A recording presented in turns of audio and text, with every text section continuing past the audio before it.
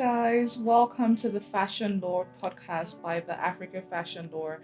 My name is Annie Oti, and today we have an incredible guest who has built a very successful fashion business in Nigeria. And we have the person of Mark Odiete. It's such a great pleasure to have you. How are you doing today? Very well, thank you. How are you? I'm great. Thank you. And just to add, Mark is the co-founder of Trax Apparel. So today we're going to be talking about how we can scale the fashion industry in Nigeria and Africa at large. We have an industry that has so much potential. However, there's a need for us to put certain things in place in order for the industry to scale, in order for the industry to grow. And that's why we're having this conversation today. Okay, so could you share your journey with us, your business and fashion journey in building Trax Apparel? Okay, so building Trax Apparel was, I don't want to say an experiment, but it was more of like a passion child. So I was leaving the bank at the time, and then my co-founder, that's Shegun, he was making clothes. I was making clothes, but not on like a really serious scale, just like a side business. So we thought to just, how about we try this thing like proper scale, like put some energy in it, put some structure in it, put some, just like focus on it on a different level and see what they can build into. So it was just a lot of passion, not a lot of experience. I was still about entry level at the bank at the time. It was about 2019. And we just really wanted to try something now. So it was just a lot of energy on seeing what we could do. Like if we put all our energy in this and just put out all of our strengths, like what could it build into?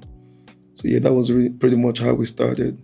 Not a lot of experience. I like to mention that a lot because sometimes with these kind of things, you want to think that a lot of people will start with strategy, like what do we want to do, what's our why, what's our how, and all of that. But for us, it was just, you know what, let's just jump.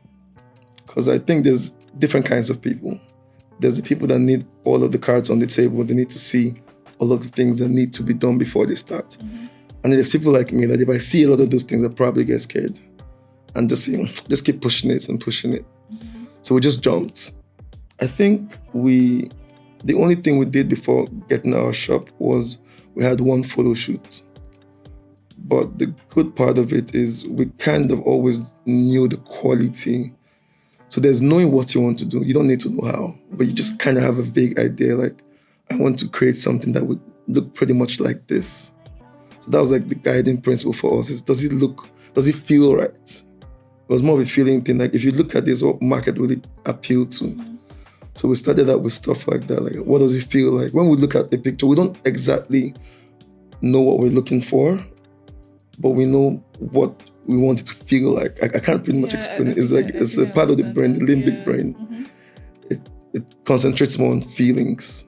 So that's how we started. There was not so much of planning, if I'm being very honest. So it's not a lot of planning. It's just like, let's just jump, let's go. Like, what do we want to do? We want to create outfits that make people happy. We want to make clothes. And when you see, there's something we call the Trax effect. Like, if we make a sample of a clothing, of anything, like, is it Trax? So, I spotted you by Trax. I was like, okay, yeah, that's Mark. It's just like the Trax effect. That's what we call it. So, that was pretty much it. Like starting, I don't want to come and give you plenty lamba because really we just jumped. It was just like, you know what, let's get the shop. Are you good? Are you good for it? Let's get the shop. What else? Interior design. Who does good interior? Let's get it. What do you want to do? Fashion, clothes are fine. Yeah, let's go. We're really a let's go brand for like a hot minute. Yeah. Okay, so I'll say even with the let's go spirit, I'm sure there were challenges that you and your co-founder encountered. So what was it like? So the let go spirit is just me telling you honestly how it happened. Now there's a lot of cons. There's pros and cons of it. Pros is it helps you just move. You don't have to say all of the details. But the cons is you don't really know the how. So you get your fingers burned too many times. You learn too much on the job, and sometimes those learnings can be quite expensive. So and also the business environment. Nigeria, I don't like to talk a lot of things about. I don't like to bother on economy and this and that. But it's just not what I like to focus on. It's just not what we like to focus on. But if we're being logical. It's not a space where you get to like this. This let's go speed. Let's just jump. It's not very forgiving with mistakes that you get to make. You can make some really expensive mistakes, and then the economy also can. Yeah, there's The whole economy situation. yeah. So for instance, I'm just giving an instance. If you want to try something out, you put it out there. You put out your work. You invest in it. And then things can just change. I'll give you an example. We wanted to try the lifestyle part of our business. We're doing that. And then we did all of our numbers like to the best that we could. And we just jumped like, okay, let's do it. We can. We looked at everything as a worst case scenario. This should work like this, and like that. And then in 3 months, we had the diesel pricing thing. Like the diesel pricing jumped like 300%. So like, this is a new child that's still trying to make baby steps. And then one of the most important materials, one of the most important things you would need has a 300% hike. So like all of your numbers, like everything just changes. The whole chart, the whole Excel sheet, the whole business plan just changes because now you have to figure this out, figure that out, figure this out, figure that out. And then with a lot of things as well, you probably want to try out a new idea and you're like, what if? Yeah. Yeah, I totally understand the cons because most times people will just still like, let's say, just go in and they're not aware of the cons and immediately they run out. But you guys have stayed. What has kept you guys? The why keeps you. Yeah. And then you also understand it's a marathon, not a sprint. Yeah, it's a marathon. So when you understand it's a marathon, so we're in the infinite business. Like Trax is going to outlive both me, my partners, and all of the staff we currently work with. So when you understand that mindset, today is actually the 4th anniversary of the day we opened. So we opened September 27, 2019. Then so sometimes you want to look at yourself and like, it's 4 years, why am I still making these ABC mistakes? But then Coca-Cola is not 4 years old, neither is, like the big brands you want to look at, the people you model after. It takes a process. People need to understand the process and stay in it. And then my mentor says is this stick-with-itiveness. So you have to stick with it for a while and learn on the job and then forgive yourself when you make mistakes. Because I realized that for a lot of us entrepreneurs, the way we speak to ourselves inside, we wouldn't let nobody else talk to us like that. Yeah, so like you're doing it and then you just, sometimes your focus just changes. We're always kind of focused on the things we're not doing right. And that's such a terrible place to be. Like you should stay with your strengths while you work on all of the other things that you're not great at. And then there's also time factor. I don't know about a lot of people, but for me, one of the things I've had to learn is you kind of have a bit of time. So our business is 4 years today. But some days, I kind of treat it like it's 40. Like, why is this not right? Why is that not done right? Why are we still making these mistakes? And like, you just learn one day at a time. If this isn't working, then find better ways to do it. And then just keep evolving. As long as you keep evolving and learn from every mistake you make, and then learn ways to make less mistakes, yeah, you'll be good. Yeah, so that, like with your response, that brings me to the concept of longevity. Yeah, with what you stated, right? In Nigeria now, we don't have like businesses that scale over time. Yes, we have like, let's say, international organizations that come in and they have that precedence of long-term growth, and you're talking about, scaling long-term, having your business continue over time, right? So what would you say scaling is for your brand and the fashion industry? So scaling for me would be, firstly, I'll start this way. Because scaling really, if I was going to use like a Nigerian language, you would say blow. Because the other brand is blown, the artist is blown. Yeah, but I make this statement in my office. I'm like, you don't want to scale nonsense. True. Do you understand? You don't want to build castles on something that doesn't even have a good enough foundation. So, firstly, I feel like a lot of brands need to understand the processes, understand how they work, why they do what they do, who they do it for, and how. Because scaling is basically, so let me explain this. It's like you have fire and it's burning well. And then you take fuel or gas, whatever, and then you pour it on it, and then you're sure that it would burn. Yeah, so like you want to know what you do. You don't want to test out a large market before knowing exactly what it is that you're doing. It will be a really expensive mistake. So scaling for me would be, I'm trying to find words around this so I don't sound a bit off. A lot of fashion designers you find these days are more creatives. Yeah, and with creatives, there's something that is called a creative course. Creatives are pretty much borderline mad people. And these are not the best people as CEOs or businessmen. So we need to stick with creativity and focus on it and learn. And those are your strengths. A businessman is a different kind of creative. Do you understand? Like, it's the structures, the systems, the boring part. I don't like the boring parts of business. Like the numbers, all of those things. But I have to do it because I'm CEO. So am I doing it right? Maybe not great on some days. Like, can your business also wait for you to learn all of the skills of a CEO? That would be totally dependent on you.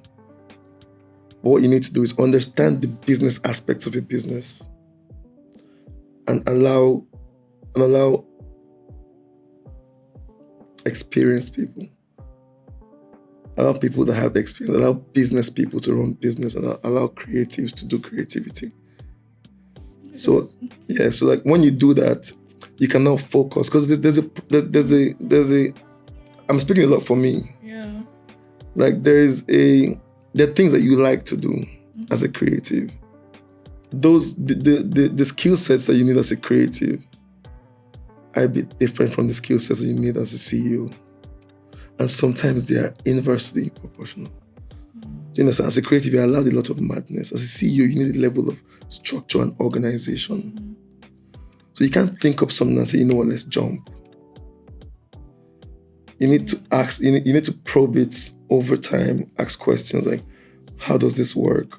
What will be the effects? Like how would this affect the business? Just a lot of questions that need to be asked. And then when we have more CEOs in CEO positions and more creatives in creative positions, then we'll have like more wholesome fashion brands. Yeah. So like what you stated now, I feel that we should speak on like partnerships, because like there's the concept of creatives just being creatives. But with the industry, I hear a whole lot that they say the industry is a bit informal.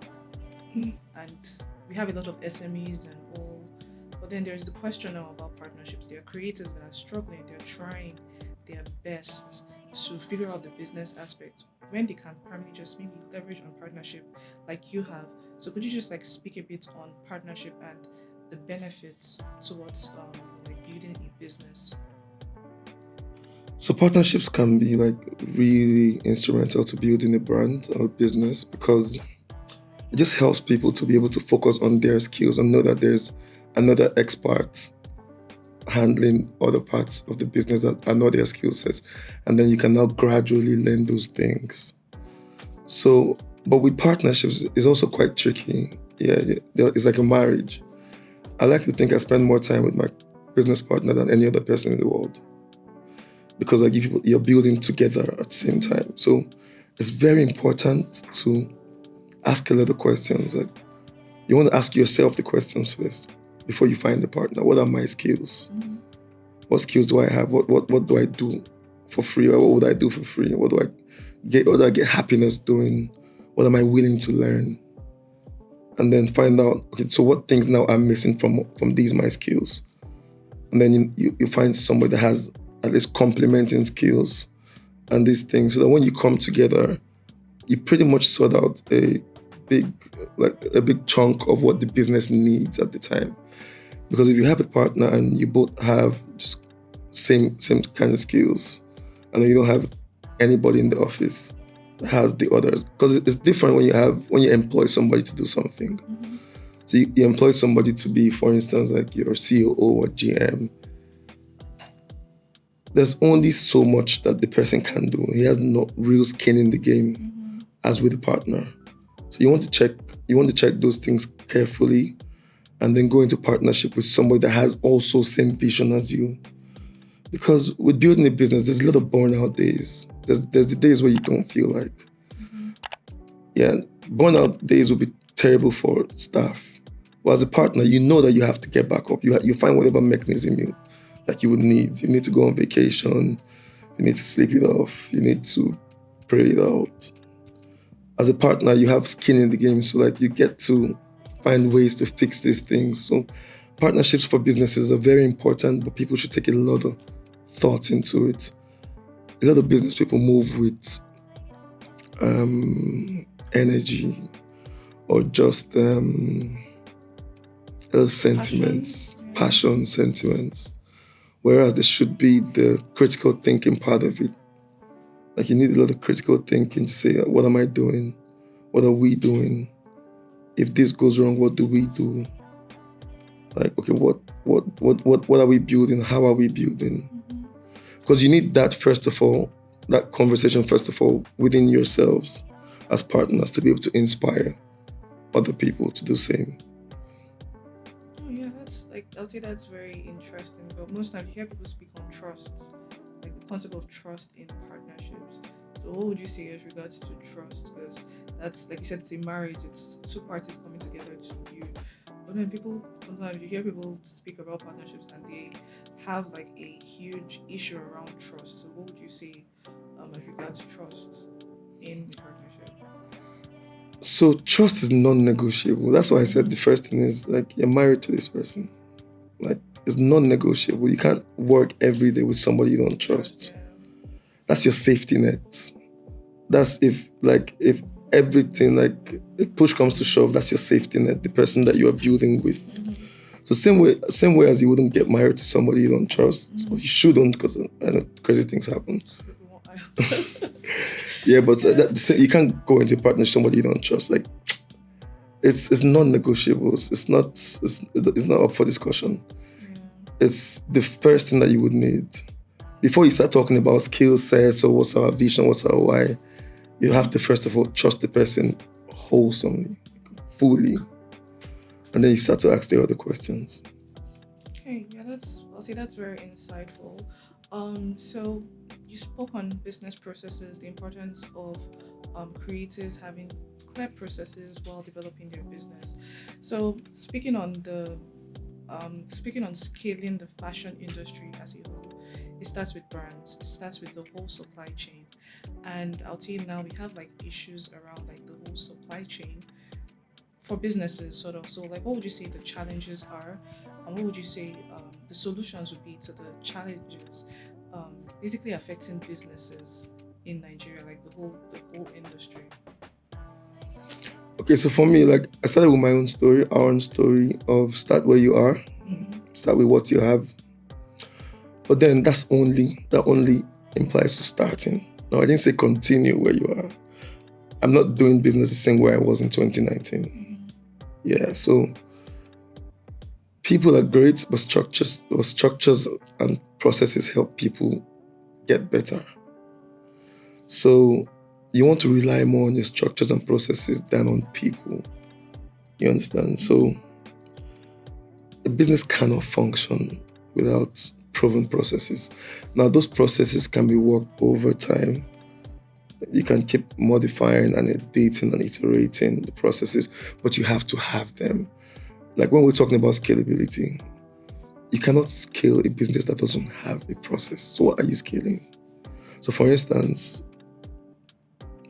you want to open another branch. Can you replicate what you are today somewhere else? And will it function properly? So businesses need to build systems and processes around everything that they do, even down to creating. Like, how do we create? For who do we create? Why do we create? So there has to be structures, there has to be processes. Else you'll be getting burnt out too fast. Like, you would have to treat every issue that comes up as an individual issue if you don't have principles and processes. Whereas if you have principles and processes, when an issue comes up, when something happens, you just kind of fit it into your principles and your structures. And like, this should most likely be under this, and so to speak. So even though I'm a big advocate of start and just start. Over time, like when you're in there, you have to now start finding the how. So start with why, then learn how. That's how I like to function. So yeah, did I answer you properly? Yeah, I think basically brands improving as they grow. Yeah. Yeah, and I feel that would eventually be to the benefit of the overall industry, because it's businesses that make an industry succeed. So as an entrepreneur, what would you say is your most significant lesson as a fashion entrepreneur in Nigeria? Maybe not fashion entrepreneur, but just as an entrepreneur in Nigeria. Okay, so as where I am today, as a fashion entrepreneur, fashion is just the current tool that I'm using. The most significant lesson would be to learn. I feel like there's this thing that people say, if you want to hide something from a black man, put it in a book. I find it very disrespectful. Oh, that's the same. Yeah, because it just kind of glorifies the fact that black people don't read. And it's so terrible. Like, I wasn't the biggest reader, like, do you understand? But like, you have to learn some way. Yeah. Because the distance between where you are and where you want to be is learning. So like, I try to over preach this thing to everybody around me these days. Like, you have to learn. So day one, you're a fashion entrepreneur. Now you don't know a lot about accounting, finance, people management, leadership. How do you get to find out about those things? How does your business grow if you do not learn these things?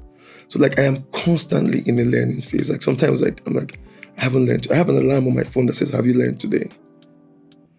So you have to keep learning. And there's the frustration that comes from not knowing things.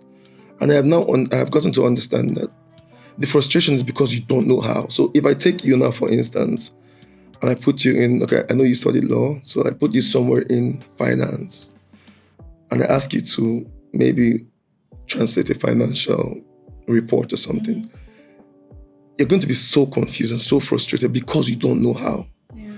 But then if I tell you to practice that thing 30 minutes every day, and I'll come back to you in a month, you would be surprised at how much you would have known. But the frustration for people is, it seems like such a lot. So for instance, like you talked about me and golf. On the first day, I was terrible. And that nobody likes to be frustrated. It's human nature. When something frustrates you, you drop it, you stop. But when you understand that this is your body fighting against something that is not used to and it doesn't know, then you're more comfortable getting through the first 20 hours. By the way, the first 20 hours is what gets you comfortable enough to want to continue doing it. So it takes 10,000 hours to become a master at anything, but then it takes 20 hours for you to get interested in it. So right now, like, I'm going to play golf tomorrow. When I go tomorrow, I wouldn't be as frustrated as I would have been first day. And then the more you learn, the easier it gets. A lot of people just focus on the frustration. Like, it's like me telling you, I don't know about law, and I'm just not going to bother about it. But you have to. If I was going to be a lawyer, I would have to bother about it. Same as a CEO, and this is pretty much why I said creatives should focus on creativity. Unless, of course, you are willing to learn all of the things that you need to learn. It means people management, which, by the way, is one of the most important skills. Like, you need to know how to manage people. You need to know your books. You need to know finance. You need to know your market and marketing and all of that. You need to know sales. You need to know customer success. You need to know so many things. So if you want to be a creative and you know you're not willing to put in the time that would need to be invested in learning these things, then just get like somebody that is willing to, maybe as a partner or as a COO or a CEO. Funny story, in my business, I have resigned from being a CEO before.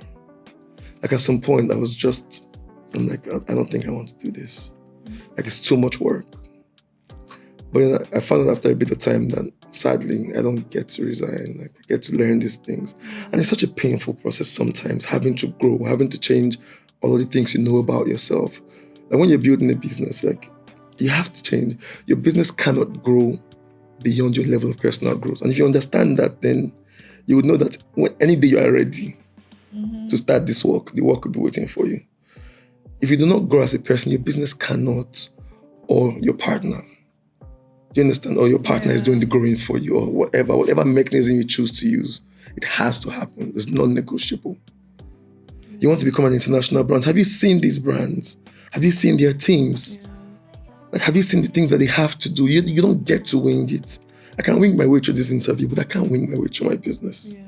Do you understand? So my most important learning is I have to constantly upgrade the machine that is Mark Odiete.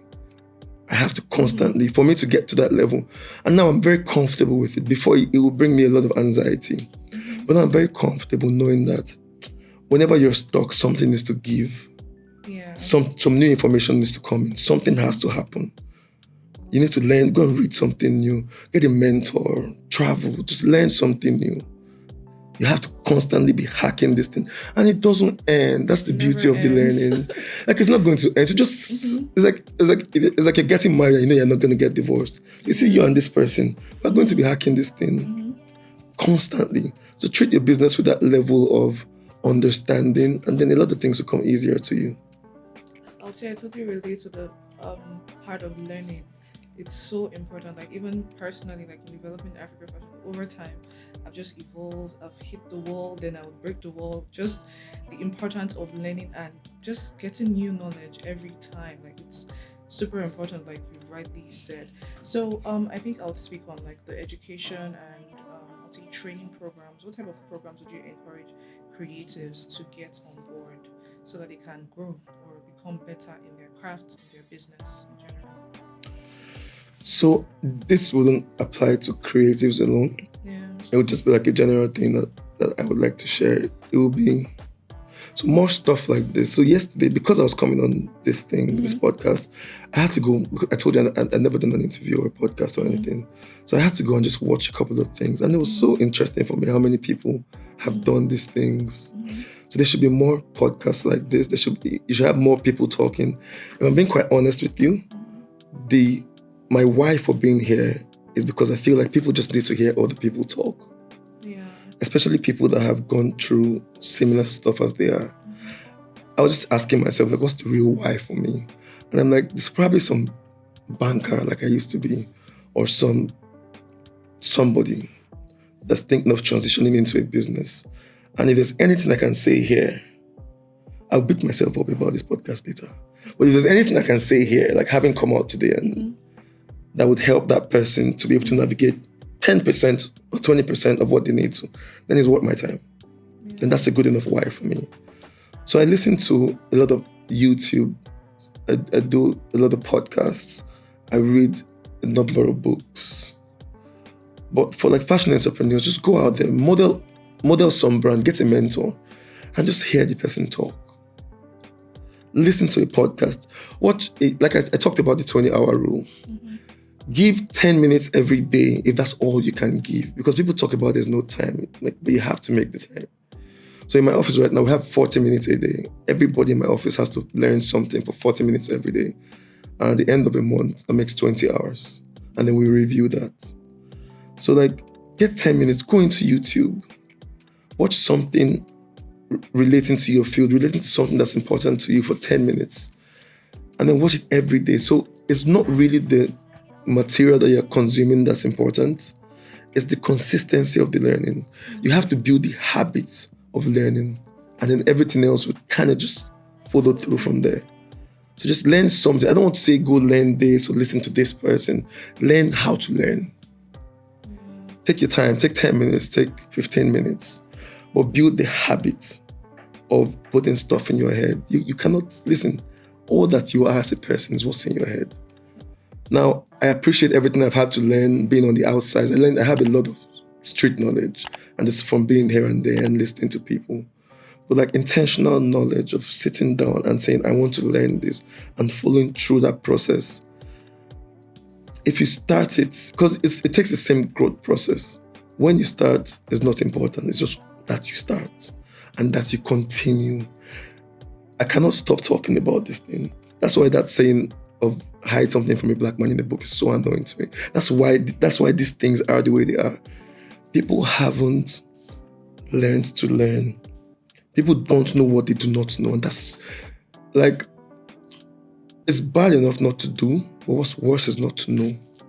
The painful part of learning wears off when you start to see the results. It's like weight loss. Mm-hmm. Like the day you look in the mirror and your shirts feel differently, then you wouldn't need to hear this podcast. You wouldn't need to be pushed to come and hear this podcast before you go to the gym. Mm-hmm. You start to do it willingly. Yeah, that's actually very, let's say, insightful, because it's important. There's YouTube, there is Google, there's so much information online that people can't just generally, I'll say, leverage. People can just leverage on. So I would say, what would you say the ideal industry would be holistically? Like, what would the ideal fashion industry look like? Off the top of my head, it would be intentional.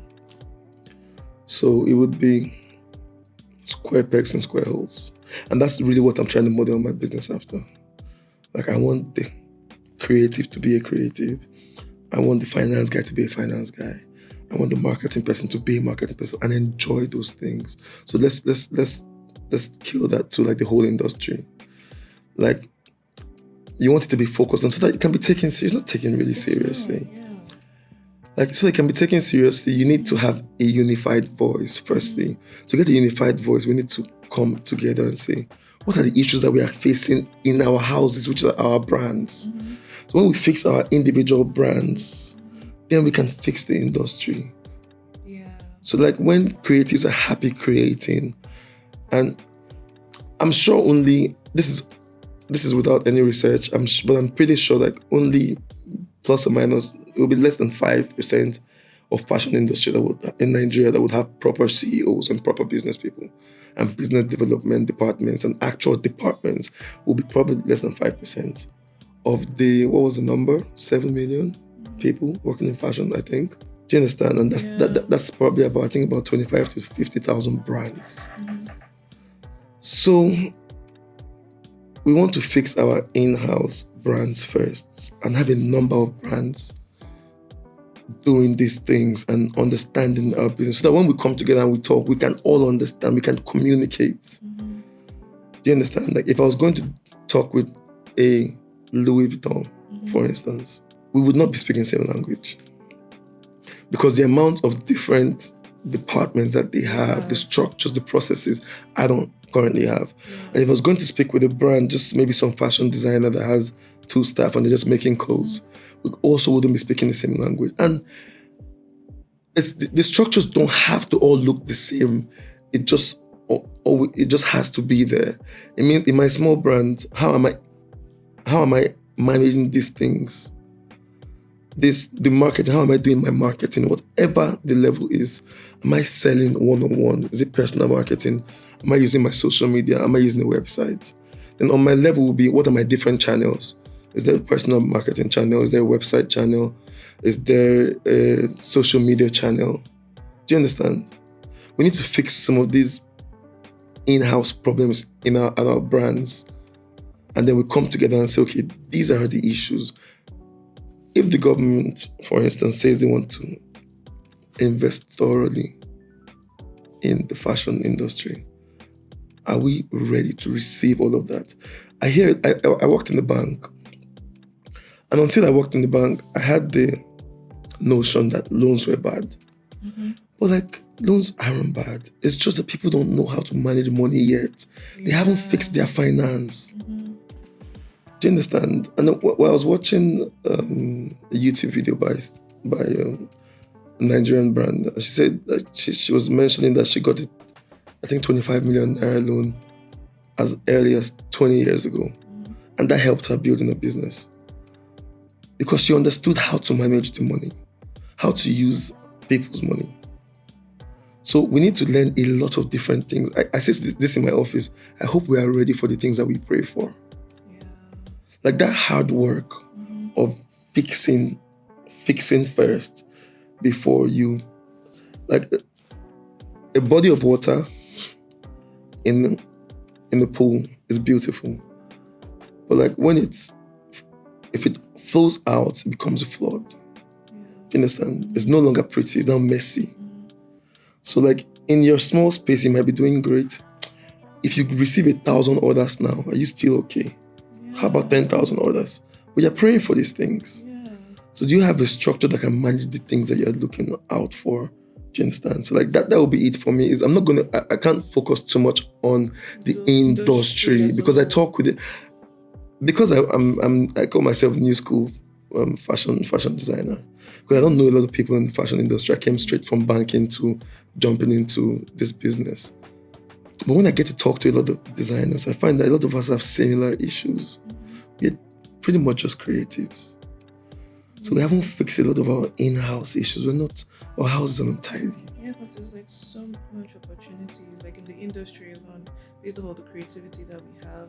There's the possibility for us to export largely, but then we have issues around production, supply. It's really something. I think I've been talking a lot about the structures and systems. Now, if I'm going to talk about the creativity, the reason I'm so passionate talking about the structures and systems is because what I do personally, like I said, I'm only as much as I know. Yeah. So what I do personally is to say, I know I create good designs. So that's already sorted. So I'm not going to, that's why I haven't been talking so much about creativity, because that comes freely to us. So when you focus on your weaknesses, then that's your superpower. So I'm talking a lot about the weaknesses. I hope I'm not sounding pessimistic. No. Because the other things like creativity, like fabric, I don't want to toot my own horn. I say like we've done a lot of interesting things in fashion. We have a brand that's a fusion of fashion and art.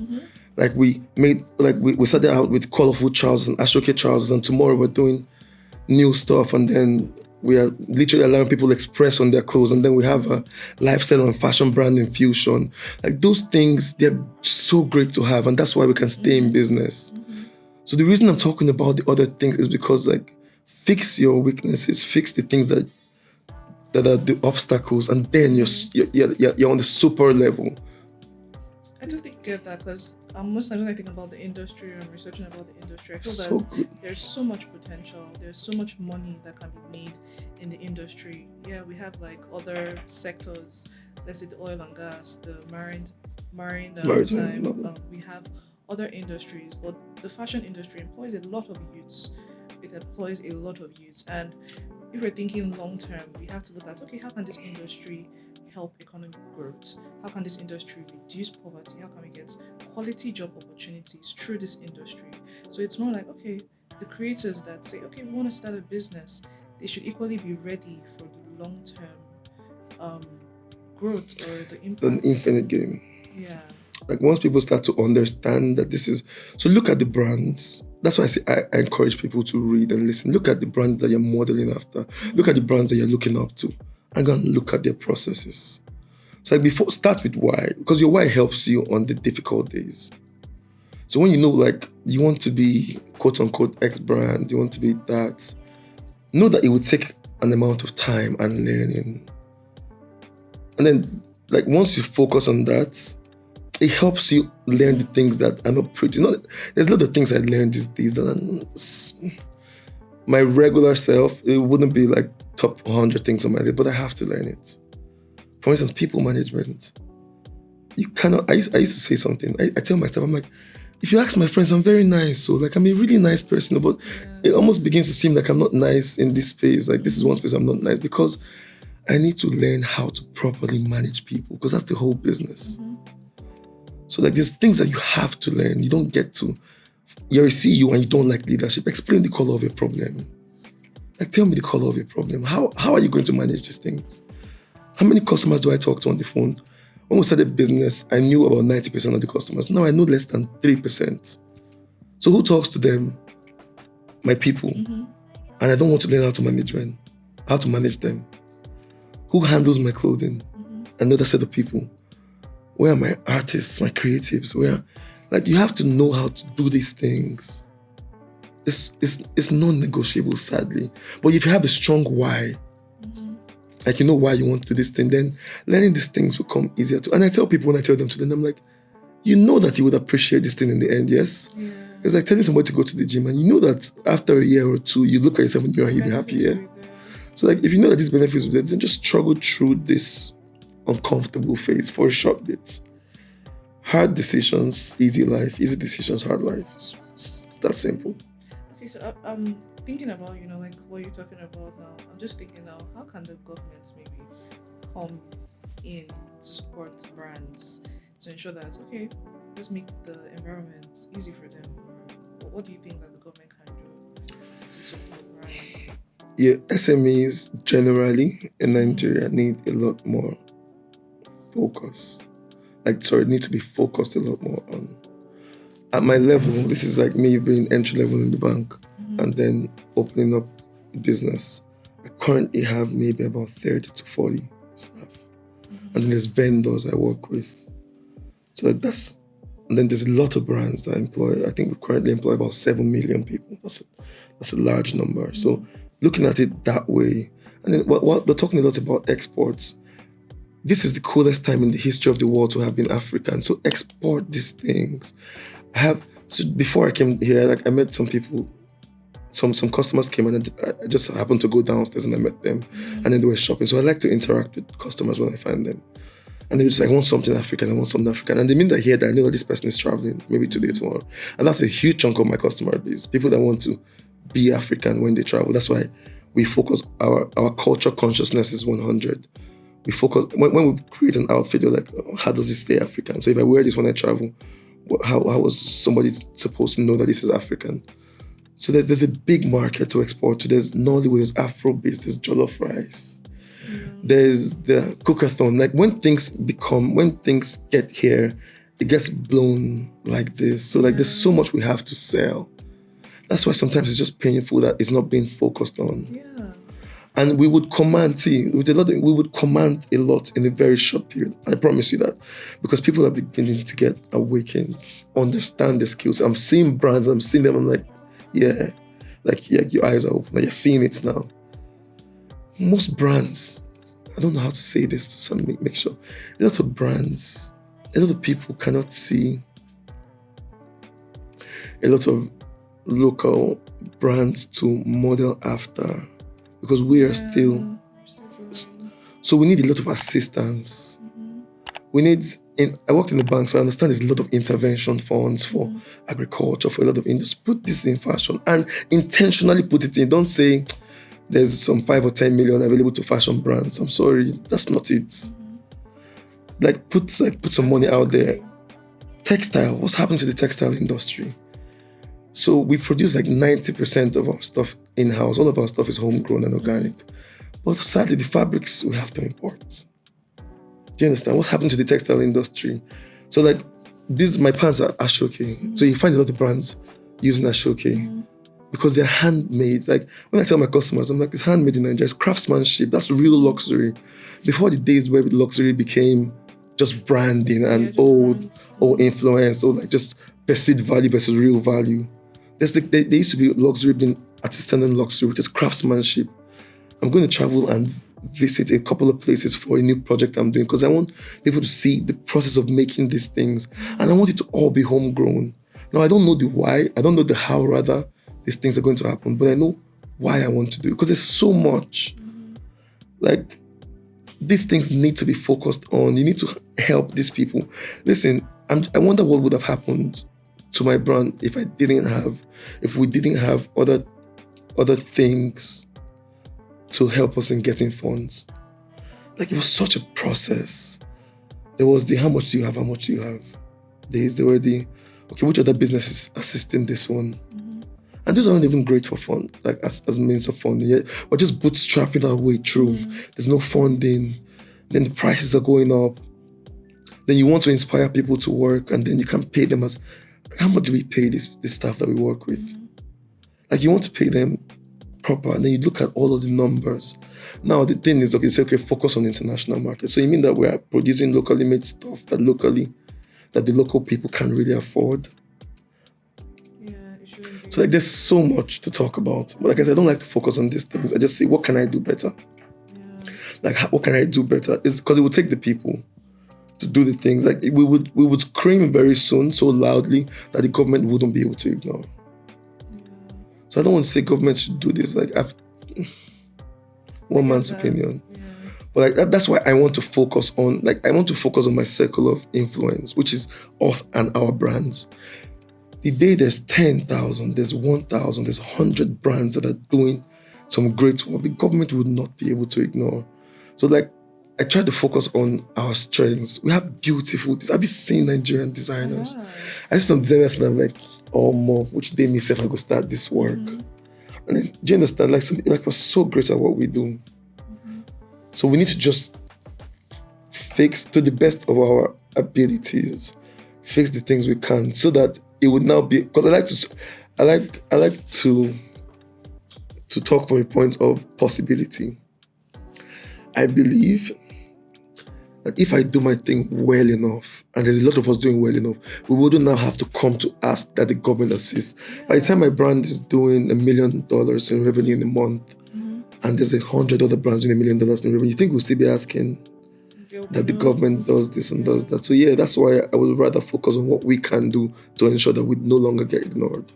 Okay, so what steps do you think entrepreneurs in the fashion industry, what steps do you think we can take in order to go beyond the SME stage? So more fashion brands should concern themselves with the business of fashion. So like the business aspects of the fashion, so the legal. A lot of brands don't have any legal documentation apart from maybe their CACs. Some don't even have that. So there's the finance. You need to know your books. You need to be able to at least, even if you cannot create a balance sheet, an income statement, you need to at least be able to understand some of these things. Your marketing, who do you sell to? Your sales funnels, your sales channels. You need to focus on the business of fashion. Because, for instance, if somebody comes to you and says, as a brand, let's say you're valued at, say, 20 million or 10 million. So I have 500 million for you. Like, are you ready to scale? Do you have your processes in place? Is your business a business? Do you understand? Is it an actual business? So like when brands can focus on the business of fashion, I'm not saying the CEO has to, but the brands have to focus on the business of fashion so they can scale, so they can also understand the things that they do. They can predict to a large extent. So because a lot of brands just start as creatives, just creating designs, and then we stay there. Yeah. We stay there, we just stay in that creative space, creating new designs. Not focused on like, do you have data to inform your next decisions? What informs your next collection? Who are your customers and where are they? Like, can you answer a lot of these questions objectively? So what I started to do at some point, I started to watch Shark Tank. I started to see what are the questions that investors ask. And do I have these things? Watch all of the episodes, watch as many as you can. So, like, do I have this? Because they ask a lot of direct questions about your data, your markets, your finance. Do you understand? So like, if businesses can focus on that, because like I said, I'm saying the same thing again, is I don't want to talk too much about the creativity of Nigerian and African brands. That's sorted. I don't want to come here talking about the stuff that we have sorted. Once we can infuse and get the other parts sorted, then like scaling will be so easy. There's so many people that have a lot of money. There's VCs, there's investors, and the reason they can't invest properly in a lot of these SMEs is there are no systems to them, there are no structures. The CEO is the everything. Do you understand? There's no board, it's just it's a bit messy. I'm telling you, don't worry, I'm there. Not currently, but I've been there, and I'm still working on getting out to having an actual business. Yeah. Oh, well, that's, I'll say, like, largely here we just focus on creativity. And that's not a bad thing, by the way. That's not a bad thing. It's not a bad thing to start with, but just have that at the back of your mind or the front of your mind. Just have that saying like that needs to be fixed by somebody. Like we talked about partnerships earlier, so have a partner that his own creativity. That's why I said I want I want people that are creative in their industries, in their departments. Stay in the creative. So let your CEO, if that's what you want, or a COO, be a creative in business. Yeah. So you can focus on fashion. So when you talk, sometimes when you're talking in the nonsense, I can tell you like that's not gonna work. Yeah, it wouldn't fly. Or it would You need to fly, have corporate governance structure. When you bring one designer, like based on our market, based on the data that we have, this doesn't seem to be something we should be embarking on now. Do you understand? You need to people to ask you those questions in your office. On that level, if you're on like if you're just starting out, then you don't have to have these people in house. You probably have them outsourced, or just even I have like an uncle like go to with my wahala. I'll just carry my laptop and my books. I'm like, okay, there's problem today. This is not adding up. And I'm like, okay. And then when he breaks it down to me, I'm like, okay, I should have known that. Okay, that makes sense. Yeah. So you need that level of guidance on whatever level that you are on. I also have other younger fashion brands that come to me. And I'm like, okay, no, this shouldn't work. Okay, try this out, try that out, try this out, try that out. You need those things as a part of your business. Yeah. And then gradually you start to get to levels where, so I have a sister, she's an interior designer, and then she's really creative and she's doing a lot of work. And I told her, I'm like, these things, I just called them, like, come to my office. I'm like, these things I talk about structure, you don't want to get to the point where you're such a big interior designer, then you now start to find out that you have not fixed some of your basic problems. I'm like, start them now, small, start knowing about your numbers, your marketing, your data gathering, what your strengths are. Start knowing them now. So that by the time you get there, you're already a bit marinated. You can start to fix them. You don't want to get there and not understand. Yeah, be learning some difficult skills in old age. Yeah, I'll say that's like very insightful. That was fun. Okay, so I think final question. So we're like in a fast-paced society, especially with social media. We see, it seems as if everybody's blowing. You know, a business opens today and they're like, oh, I just made 1 million naira or $1 million sales in 1 week. And I'll say to an extent, this affects people. This affects creatives because they might start, but then maybe they're not getting as much sales, or they're not just doing as great as it seems like others are doing, or businesses online are doing. What would you say to those category of creatives? Don't pressure yourself. It's too much pressure. And I don't like to sound old. I mean, I'm like last gen millennial, but it's too much pressure sometimes. We're checking our times on other people's clocks. So for me, like, the world is a global village right now. Like, at Trax, we've exported to almost 40 countries. You'll be surprised at some places that Nigerians are. So you can create for anybody, anywhere. So before, when I want to do a design, I'll start thinking with the customers I know, like, would they like it, would they buy it, sell to somebody else. There's export channels. You can send this DHL, this FedEx, like, you can send clothes anywhere. So know your why, know who you're creating for. Not every time because that person is doing that, then you want to do that. I mean, this person that, then you want to do that because you are using somebody else's clock to check your time. You're literally giving your power to somebody else.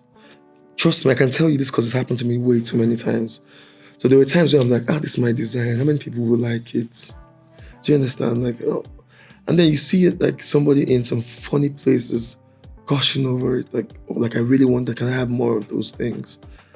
And then, so what if I had stopped that to do what the other person was doing? But that's that person's strengths. Do you understand? Like, focus on your strength and stay with it. The thing with strategy is you can't be tall and be short. Sadly, a tall person can play basketball. A short person can bend their head and pass somewhere. Do you understand? Like, understand what your strengths are and stay with them and stick with it. Like, when you understand that this is what I do and this is what I'm great at, find the market for that product. Stay with it, expand it. I'm not saying don't add other things as time comes. If you must, know that that's why you're doing it, not because it's working for somebody else. Yeah. We haven't changed a lot of our designs over time. We create, for us, we said we want an African focus, but sometimes we're like, okay, but what of the other people? What of the other people? And I'm like, don't worry, we're African focused. It's Eventually okay. they would come. Like, the other people would definitely come. Yeah. There's different markets. There's early adopters. There's innovators. there's late majority. Like, you need to understand where you are. And these things also come from learning. I always go back to learning. Understand where you are and why these things are the way they are. So it helps you navigate easier. It helps you know who you are talking to. And who are you talking to and who's listening to you. So like once you understand those things, like a couple of those things, and then also the pressure. Like the pressure is a lot. Like you want to be, like, look at me here, I'm struggling through a lot of things. But you don't know that. You see my social media. You see my posts and you see the influencers and you see like, oh, the exports or whatever you can see. And then you want to be me on day one. How now? How can you, this is my 4th year. How can you trade my 48 months for your 3rd month? It doesn't add up. So, and then would there be another brand that has done better than I have in 6 months? Yes, but do we have the same clock? Like me, I keep saying I'm in an infinite game. My business is going to last 1,000 years. This is 4 years. You know what percentage that is? Yeah, it's a long time. Do you understand? So like, except you're playing the finite game. Like, okay, like, well, in this for a short bit. Otherwise, then you calm down. Like, no pressure. No pressure. Like, reduce the pressure. Because it takes away your focus. Exactly. It will take away your focus. Like, you are watching somebody else's meal while your food is getting cold. Do you understand? You're focused on the wrong things. Stay there. Stay with it. Stay with yours. And if you do this over time, you start to understand that the real brands that know their why, they don't focus on other people's innovations. You can, like, literally, like, I have a brand, like the hand-painted clothing that we started. A lot of people don't know Trax started that. Like with our danshikis and the ashoki pockets. Right? But you can copy my design. You can copy my stuff, but you cannot copy my brand. It's my UVP, my unique value proposition. My unfair advantage is a lot of things that have to do with me and my partner and our brand and the things that we do. We have a lifestyle brand. You can even copy all of the elements, but you cannot still copy the brand. It's a feeling. Yeah. Do you understand? So when you begin to understand these things, you live a lot easier. Like you live a lot. No you live under a lot less pressure. Yeah. Well, that was very Insightful. insightful. That was very deep. I'll ask if you have any final thoughts that you'd like to share. Do you have any final thoughts you'd like to share? Okay, for me, like, same thing I've been saying, like, it will be my final thought still is you cannot wing learning. You can't wing it. I'm going to be preaching this thing. Like, it was learning that brought me here because somebody needs to listen to me. Like, I always say this to people. I'm a bit hard on some people with learning. People that I can't be on, for instance, like my staff, like my siblings. Like, because I'm like, maybe if somebody was a bit harder on me when I was like maybe 16, 17, and I had started learning these things, a lot of things that I have to struggle through right now will be easier. But like also, I'm so grateful for the process that I am on right now. I'm under no pressure. I'm under zero pressure. So like you can't win this learning thing. You have to constantly do it. Whatever, if you like listening to people, then find people to listen to. If you need a mentor, then find a mentor. Like the only way to get from where you are right now, the frustration, is the learning. That's the gap between where you are and the place that you're trying to get to. So until you invest the amount of time that is required of you to learn, then you don't really get to complain. Do you understand? Things are hard. We already know that. That's a given. So how do we fight out of this space? Like, how do we get out of this? Like, how do we make something of ourselves? It's the hard way. There's really no easy work. There's no easy way out. There's actually no easy work, no easy course. There's no easy way out. You have to. Yeah. And I can't just tell. I don't, like, sometimes, for instance, I had a staff that was coming late to work consistently. And I said, I cannot tell you to come to work earlier because you don't know the how. Like, if I say come to work earlier, that's vague. That's like writing be more productive on my to-do list. It's not going to get done. But when I think of the how, so I ask, how do we do it? Do we need to wake up earlier? Do we need to adjust timing? Do we need to change the means of doing transportation? People should focus more on the hows. And the hows have to be learned than the whys. Let's stop talking big. I want to blow. I used to say to myself when I was younger, I want to be a billionaire by the time I'm 30. maybe around when I was about 29. I now realized that the only way to become a billionaire is to work hard. I was so pained. I probably even cried. Like, I'm like, so it means that there's no way out. Somebody will not just come and dash me 1 billion. Look at lottery winners. Why do you think lottery winners almost always go back to being broke? They don't know the how. So like, if you're praying for a big break, somebody will come to you one day and then they will order $1 million worth of outfit and you go back broke, maybe, because you don't know how. It's a painful process. It's really painful. I was talking to Timmy son, and I'm like, the process of growth can be really painful, but it's worth it. Yeah. The distance, like the growth between where I started and now, like, it's really wide. It's really wide. But like, at some point, I just realized, I started reading, and I found out that, like, I tried to wing it. I told you I have resigned. I have done consulting. I've tried a lot of things that meant that the business can't grow without me growing. It didn't work. Trust me, try it. Try different things. Call consultants, pay 10 million. Tell them to build a process for you and give you tell them to hold your hand for 6 months and leave you after. You would have to learn it. So the earlier people start, the better for all of us as a nation. For all the industries. Yeah. Thank you so much, Mark. This was such an amazing conversation. Thank you for having me. Thank you guys for watching to this point. Ensure that you subscribe, drop a comment, like, and yeah, this is the Fashion Law Podcast.